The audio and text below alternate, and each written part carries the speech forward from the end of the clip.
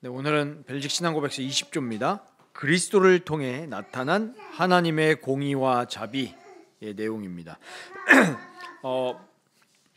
많은 사람들이 이 기독교를 생각할 때 흔히 생각하는 이미지가 이제 하나님은 사랑이십니다.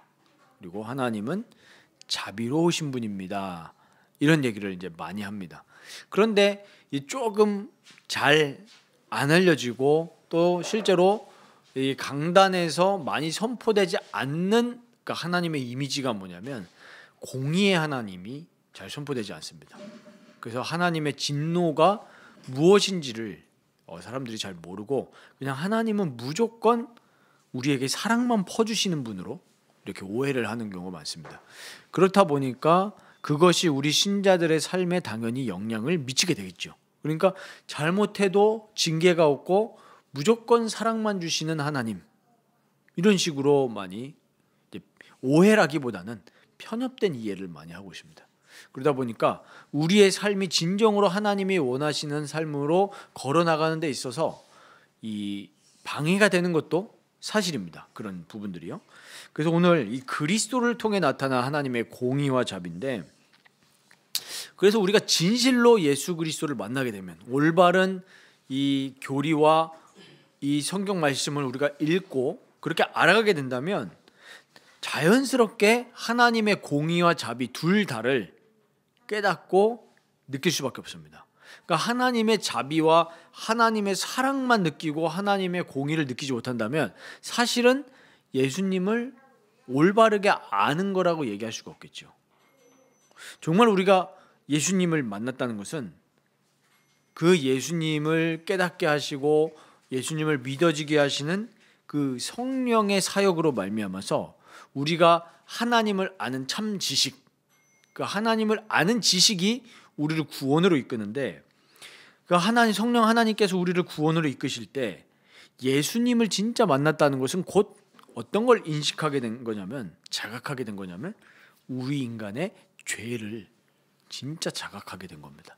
진짜 내가 죄인임을 자각하게 되니까 예수님이 피 흘려 죽으심으로 우리의 희생 제물이 되시고, 오늘 읽었던 본문에서 화목 제물이 되심으로, 레위기에서는 짐승을 잡아서 그 피로 거룩하게 되었는데, 이제는 그 영원한 효력이 없는 그 짐승의 피가 아니라 예수 그리스도의 피를 통해서 우리가 죄로 인한 형벌에서 빠져나왔다는 거, 그 하나님의 진노에서 구원을 받았다는 사실을 알게 됩니다. 근데 만약에 우리가 예수님을 성령을 통해서 만나지 못하고 그냥 지식적인 알을 통해서 만났다면 이미지는 뭐밖에 없냐면 그냥 하나님은 사랑인 거예요. 하나님은 벌도 안 주고 그냥 믿기만 하면 그냥 죄에서 빠져나온 거죠. 이런 식으로 갈 때 당연히 나오는 것들이 율법 폐기주의로 가는 거죠. 왜? 이런 예수님의 이미지로는 올바르게 하나님을 경외할 수 있는 그 신앙의 방향으로 갈 수가 없어요. 왜? 죄를 인식을 못했고 그 죄로 인한 하나님의 진노와 형벌을 모르기 때문에 그렇습니다. 그래서 오늘 우리가 이 본론으로 들어가면서 첫 번째는 이 복음의 비밀입니다. 복음의 신비예요. 복음의 비밀과 복음의 신비. 이 모든 세상에 있는 종교들은 이 참신 여호와 하나님의 존재를 모릅니다.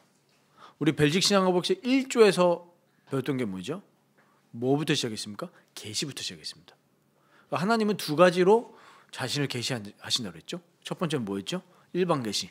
일반 계시가 뭡니까? 하나님이 창조하신 이 창조물, 이 피조 세계를 통해서 자신의 신성함을 나타내신다 그랬어요.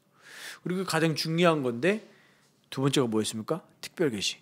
하나님의 말씀인 성경을 통해서 자신을 나타내십니다. 그래서 하나님이 자기를 계시, 리빌 드러내시는 건데, 당연히 이 모든 종교는 우리 예수 믿는 거를 제외한 다른 이방의 모든 종교들은 참신이신 여호와 하나님을 몰라요. 모릅니다. 아까도 저희 이제 라이프 교회 주일학교 이제 모임을 가지면서 오늘 교리문답 총 77개까지 있는데 첫 번째를 시작을 하면서 나는 누구인가요? 그러니까 나는 누구인가를 알려면 하나님이라는 존재를 알아야 되거든요. 하나님의 존재를 알려면 반드시 이 성경 말씀을 거칠 수밖에 없습니다. 왜냐하면 우리가 참 하나님을 아는 그 지식은, 참 지식은 하나님 말씀을 통해서만 알 수 있기 때문에 그래요. 그래서 교회는 철저하게 성경 중심이 돼야 되고, 저를 비롯한 우리 라이프교회 모든 성도님들은 성경과 자꾸 가까워지셔야 됩니다. 자꾸 적어도 하루에 한 장은 읽으셔야 돼요. 한 장이라는 숫자보다도 하나님을 알고 하나님과 친밀하려면 이 말씀과 기도밖에 없거든요. 디모데전서 4장에도 얘기하지 않습니까? 말씀과 기도로 거룩하여짐이라. 우리가 거룩하게 사는 비밀은, 이 세상과 구별되게 사는 비밀은 하나님 말씀밖에 없는 거예요. 그런데 이 종교는 이 참 하나님을 모르니까 결국에 종교의 목적과 방향이 어디로 결론날 수밖에 없을까요? 어떻게 생각하십니까? 우리의 방향은, 목적은 어디로 귀결될 수밖에 없어요? 그리스도로밖에 귀결될 수밖에 없는 거예요. 왜냐하면 우리가 하나님께 나아가려면 그 막힌 담, 죄의 담이 허물어져야 되는데, 이것은 예수 그리스도의 피가 아니면 허물어지지가 않거든요. 우리의 마음이 바뀔 수도 없고. 우리의 마음을 뭘로 바꾸고 있습니까? 21세기 사이에 학교에서 그런 사건이 일어나는 게 말이 되냐? 이게 제도 문제 아니냐? 정치인 불러와라. 저는 이런 거 보면은 답답해요. 그러면은 뭐 여당 야당이든 어느 정치인이 나오는데 그 사람의 마음을 바꾸겠습니까? 못 바꿔요. 못 바꿉니다. 아니, 인류 최초의 가정에서도 일어난 그 살인 사건을 무슨 정치 제도로 막겠습니까? 못 막아요. 근데 기독교인들조차도 그걸 가지고 뭐 정치 얘기하는 거 보면은 답답합니다. 이 사람의 마음을 바꿔야 되는데, 마음을 바꿀 수 있는 건 그리스도밖에 없어요. 그래서 우리 기독교인들은 필연적으로 결론이 예수 그리스도의 보혈과 성령으로 살아가는 것밖에 없구나라는 방향으로 귀결이 됐는데, 종교는 귀결이 뭘로 날까요? 어떻게 생각하십니까? 당연히 사람의 행위로 귀결이 나는 거예요. 교리 자체가 그럴 수밖에 없어요. 그래서 만약에 기독교에서 우리 마이클 호튼 그 교수님이 그 책을 하나 쓰셨죠. 미국의 이머징 교회를 비판하면서 그리스도 없는 기독교라는 책을 썼어요. 근데 거기서도 지적을 합니다. 그리고 우리 싱클레어 퍼거슨, 아까 우리 그 교리문답, 우리 주일학교 교리문답 모임을 싱클레어 퍼거슨 이 교수님 교재로 이제 하는데, 읽어보셨는지 모르겠지만 온전한 그리스도라는 책에서 율법주의와 율법 폐기주의 둘 다를 비판하죠. 둘 다 뭐가 없는 거냐니까 예수 그리스도가 없는 거예요. 둘 다 사상이. 그러니까 율법주의는 뭡니까? 그리스도 없이 우리의 행위를 강조하는 거예요. 순종. 우리가 진짜 순종할 수 있냐? 없다라고 성경은 얘기하거든요. 율법 폐기주의는 뭐냐? 그리스도를 굉장히 강조하는 것 같은데 뭐가 없죠? 순종이 없는 겁니다. 그리스도께 순종이 없는 거예요. 그래서 이 이방 종교, 만약에 우리가 그리스도를 빼버리면 예수 믿는 것처럼 한국의 우리 대한예수교 장로회라는 탈은 쓸지 모르지만 실제로 마음은 뭐예요? 그리스도인이 아닌 거예요. 말로만 기독교인인 거죠. 그래서 이 모든 종교들은 필연적으로 도덕주의로 갈 수밖에 없습니다. 근데 어떤 면에서는 그걸 나쁘다고 비판할 수는 없는 게, 그게 나름대로의 순기능은 하거든요. 순기능이 있긴 있어요. 왜 그렇습니까? 나름대로 사람들의 양심을 찔러요. 자, 불교 보십시오. 불교에서 제일 많이 얘기하는 게 뭡니까? 부처가 되라. 이 부처라는 이거 아시죠? 부처가 이 레벨입니다. 레벨. 그 사람들의 신앙의 레벨인데 뭐죠? 득도하는 거예요. 득도. 사실은 우리나라의 불교는 오리지널 불교의 이미지가 아니죠. 원래 불교는 수행하는 겁니다. 도를 닦는 거예요. 그래서 경전을 보면서 부처의 가르침을 보면서 내가 그렇게 살아가려고 애쓰는 거예요. 거기에 순기능은 뭐냐면 사람들이 그래도 나름대로 착하려고 발버둥을 친다는 거예요. 그래서 예의 있게 행동하고, 또 중요한 가르침 뭐죠? 두 단어? 살생하지 말라. 근데 성경에도 있어요. 살인하지 말라. 되게 비슷해 보이지만은 뭐가 없는 거예요? 모든 인간이 하나님께 범죄하여서 하나님의 영광에 이를 수 없는 죄인이라는 것은 말하지 못하는 거예요. 그렇기 때문에 예수 그리스도, 우리의 중보자 되신 예수 그리스도의 공로가 필요 없는 게 아니고 아예 가치조차 느껴지지 않는 거예요. 그리스도의 죽음과 부활이 있을 이유가 없죠. 왜? 우리가 열심히 살아가면 되는데. 그러니까 이런 거에 이게 또 부작용은 뭐냐면, 순기능도 있지만 부작용은 뭐냐면은 당연히 어떻게 갈 수밖에 없어요. 진짜 긍휼은 나올 수가 없어요. 왜? 야, 나는 그래도 열심히 살려고 노력하는데 너는 왜 그따구로 살아? 이렇게 되니까 정죄하게 되고 비판하게 되는 겁니다. 만약 우리가 기독교가 그런 이미지로 간다면 긍휼은 없는 거죠. 그래서 우리는 이 이방 종교가 다르잖아요. 이방 종교는 창조주를 모르고 나의 도덕주의로 가니까 결국에는 뭘로 가는 거예요? 또 결국엔 궁극적으로 우상 숭배로 가는 거죠. 이렇게 열심히 사는 나를 숭배하는 거예요. 그게 선이 되는 겁니다. 근데 그게 꼭 종교, 어떤 불교, 천주교, 뭐 이슬람 이런 것만 있냐? 아닙니다. 사상도 우상이에요. 사상. 우리 PC, political correctness, 정치적 올바름, 그것도 우상 숭배, 하나의 우상 숭배입니다. 야, 저기 2021년부터 2024년까지 미국의 성이 73개였답니다. 73개. 옛날부터 2021년까지는 성이 2개였는데 2021년부터 2023년 동안 성이 73개였는데 말은 많지만 트럼프 대통령이 취임하고 다시 성이 2개가 됐다고 그냥 못 박아 버렸죠. 뭐 그 사람의 신앙이 어찌 됐든 간에 뭐 그건 맞는 거잖아요. 하나님이 남자와 여자 2가지 성을 창조하셨는데, 그런데 나는 저 사람의 저 다양성을 인정해라는 그 사상이 우상이 된 거예요. 그래서 나는 올바른 사람이야. 이렇게 되는 거예요. 근데 우리는 인간의 사상을 따르는 것이 아니라 하나님의 말씀이 말한 대로 순종하는 겁니다. 그런데 저쪽 진영에서 이렇게 믿는 사람들 보고 뭐라고 비판을 하냐니까 근본주의라고 비판합니다. 근본주의가 뭡니까? 그 세대주의하고도 좀 결 같이 하는데 말씀을 문자대로 믿는다는 거예요.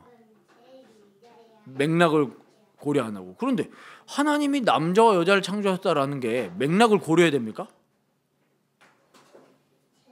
아니 하나님 남자와 여자를 창조하셨다는 거에 뭐 신학적 배경이나 맥락이 필요합니까? 그냥 그대로 그 뭐가 맥락이 필요해요? 하나님이 그 BC에는 남자 여자를 창조하셨는데 이 시대에는 다양성을 하나님이 인정하시기 때문에 남자 여자 말고도 다른 성이 있을 수 있다. 이렇게 얘기하는 게 말이 안 되는 거잖아요. 그렇게 믿는 게 무슨 문자주의입니까? 무슨 근본주의입니까? 남자 여자 하나님이 그렇게 창조하셨다 믿는 거죠. 예를 들면 예수님이 물리를 걸으셨다. 그걸 가지고 성서 비평한 사람들은 그거 아닐 수도 있다. 야, 그 베드로가 착각한 걸 수도 있어. 그 마태복음을 기록한 마태가 조금 좀 상상의 나래를 폈을 거야. 안 믿어요. 예수님이 파도를 잠잠하게 하셨다. 이거를 믿는 게 근본주의입니까? 그럼 저는 근본주의자 하겠습니다. 그거를 왜 의심을 해요? 그렇게 따지면 예수님이 십자가에서 죽으시고 부활한 것도 의심해야죠.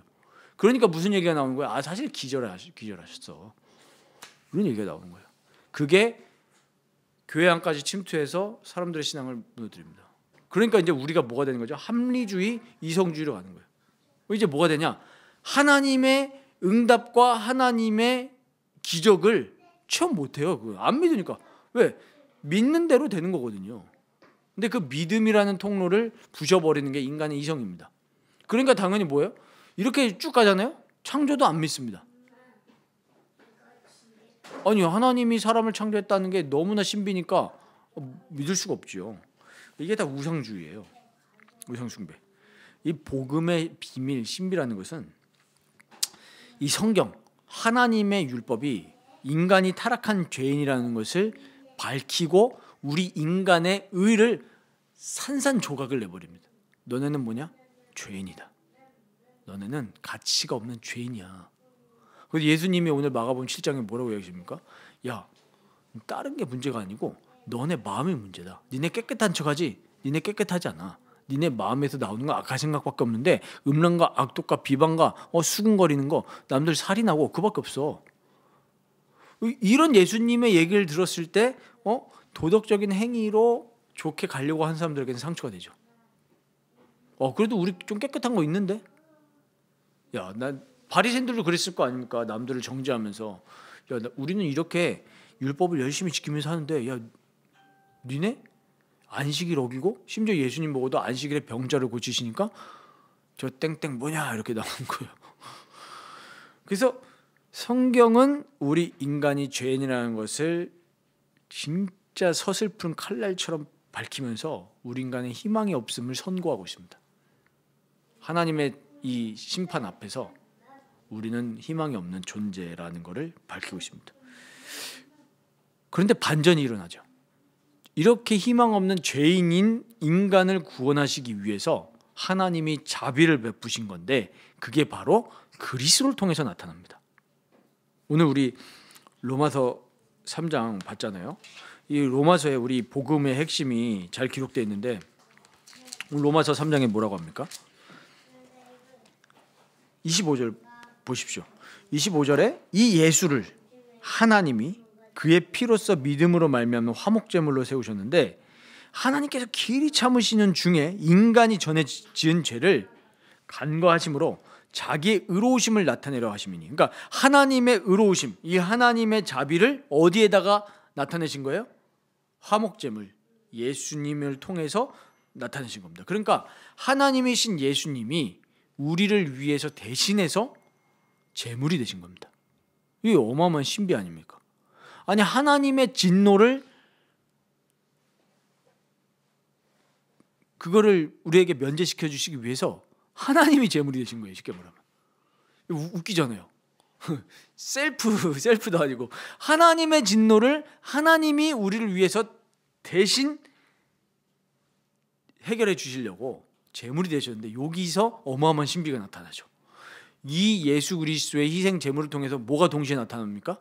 하나님의 자비. 왜? 우리를 위해서 대신 죽으셨으니까. 자비와 사랑도 나타나지만 동시에 뭐가 나타나죠? 공의도 같이 나타납니다. 우리 하이델베르크 교리문답 때 배웠죠? 예수 그리스도의 죽으심이 뭘 만족시키셨다고요? 하나님의 공의를 만족시키신 거예요. 무슨 말입니까? 로마서 우리 6장 23절에 나오지만 죄의 삭은 사망이다. 그게 하나님의 공의입니다. 그래서 죄 지은 자는 벌 받는 거예요. 그래서 하나님께 범죄한 자들은 어디를 가는 겁니까? 영원한 지옥으로 가는 거예요. 형벌 받는 게 공의입니다. 공의가 실현이 되는 거죠. 우리 인간 사회에서도 법적으로 죄 지으면 어떻게 돼요? 재판장에서 판사를 통해서 선고 받잖아요. 당신은 이러이러한 죄를 지었으니 우리 법의 뭐뭐에 근거해서 징역 몇 년입니다. 아니면 집행유예 몇 년입니다. 이런 식으로 선고되듯이 우리 인간이 재판장이신 그리스도 앞에서 우리 인생의 마지막 날에 땅땅땅 재판받는 거예요. 그래서 어떻게 돼요? 행한 대로 보응받는 겁니다. 하나님께 죄인이었고 하나님께 반역했으니 너네를 지옥이다. 그 순간이 오거든요. 근데 예수 그리스도의 희생제물 되심으로 말미암아 우리가 그 죄가 면해진 거예요. 유월절이죠. 그런데 예수님이 십자가에서 죽으심으로 그 하나님의 공의를 만족시키셨다는 거예요. 그러니까 공의와 자비가 이 십자가 죽음에 같이 녹아 들어가 있습니다. 그래서 우리 두 번째로 볼 것은, 그래서 우리의 모든 은혜의 근거는 그리스도로부터 나온다는 사실입니다. 우리의 의로부터 나오지 않고 타인의 의로부터 나오지 않고 오직 그리스도로부터 나온다는 사실입니다. 그래서 제가 이제 천주교 채널을 가끔 보거든요. 근데 저는 참 뭐라고 표현하기가 좀 그런데 저는 교회 일치, 연합 이런 거는 당연하다고 생각합니다. 예수님도 하셨잖아요. 너희들도 하나가 되라고.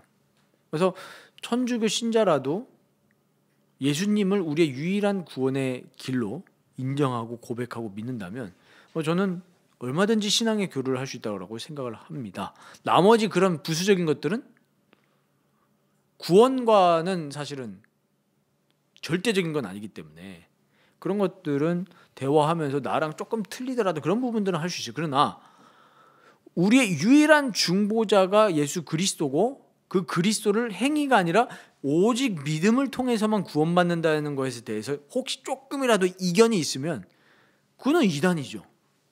그거는 타종교죠. 예수 믿는 그 생명이 아니잖아요. 그런 분들도 계십니다만은 대부분의 카톨릭 분들은 예수 외에 다른 걸 자꾸 끄집어들죠.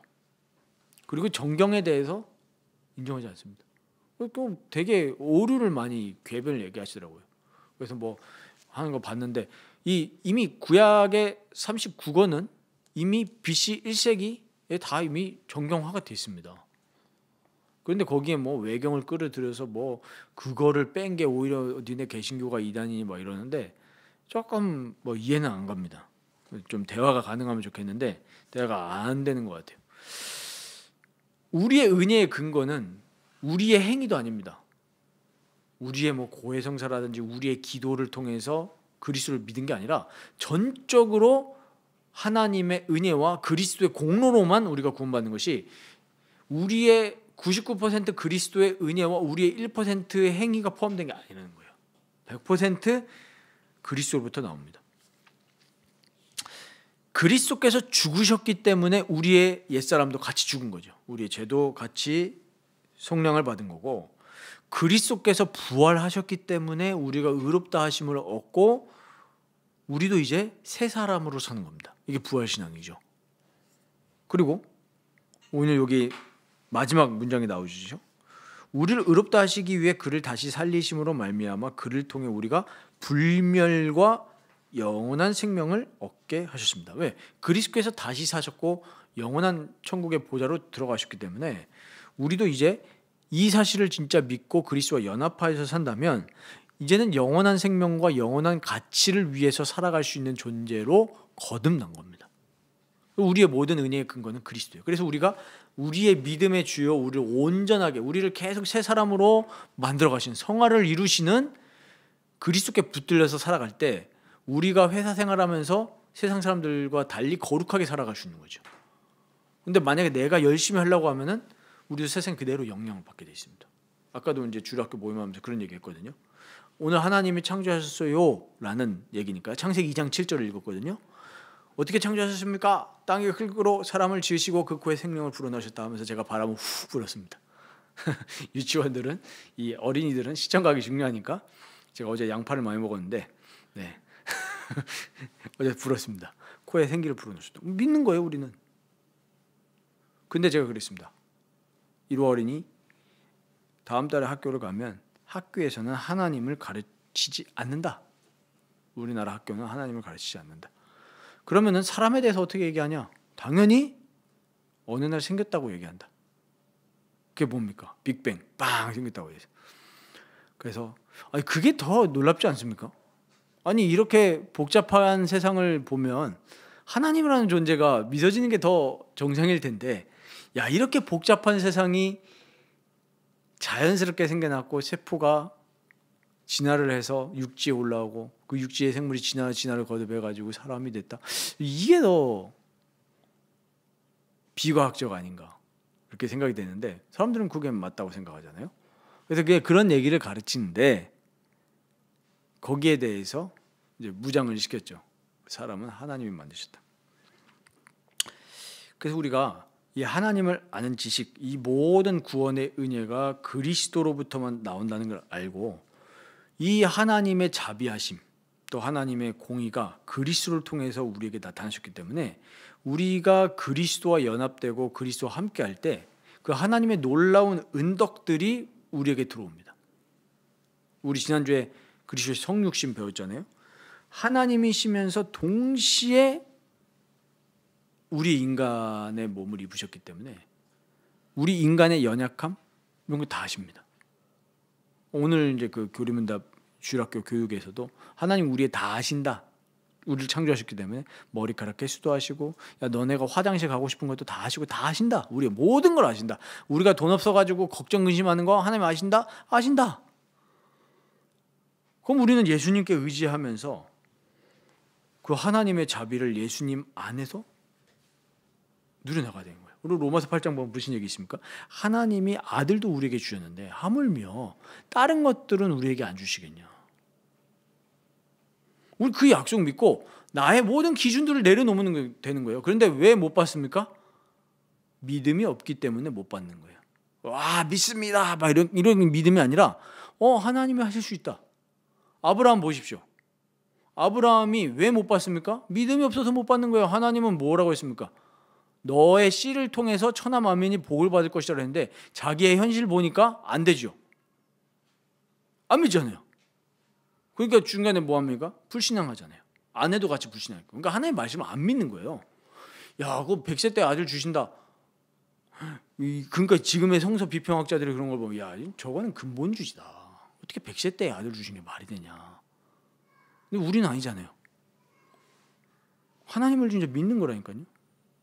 그래서 사람들이 진짜로 하나님을 나의 구주로 창조주로 안 믿기 때문에 자꾸 사람들이 근심하고 걱정하고 그렇게 되는 거예요.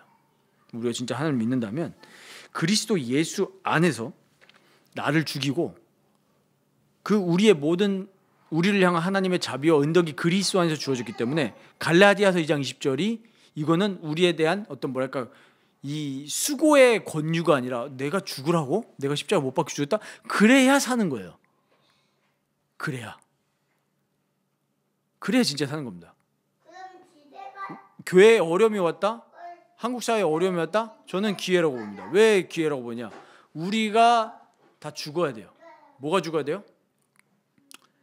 죄로 대하여 하나님께 살아가는 우리의 모든 죄성이 죽고 새롭게 시작해야 돼요. 그게 뭐죠? 거듭남이죠. 물과 피로 거듭나야 돼요. 그래서 교회도 거듭나야 되고 우리 개인들도 거듭나야 되고 진짜 그리스도 안에서 주어지는 하나님의 놀라운 은혜와 자비를 만끽하면서 살아가려면 내가 죽어야 되잖아요. 내가 옛 마음, 옛사람이 죽어야 됩니다. 그게 오늘 오전 설교 내용이죠. 그래서 새 사람으로 살아갈 때 하나님의 기적을 체험하면서 살아가는 겁니다. 그렇다고 해서 우리가 뭐 성실히 살아가지 말라 그게 아니고 그건 기독교의 가르침이 아닙니다. 기독교의 가르침 우리 잠언서 보십시오. 열심히 일해라.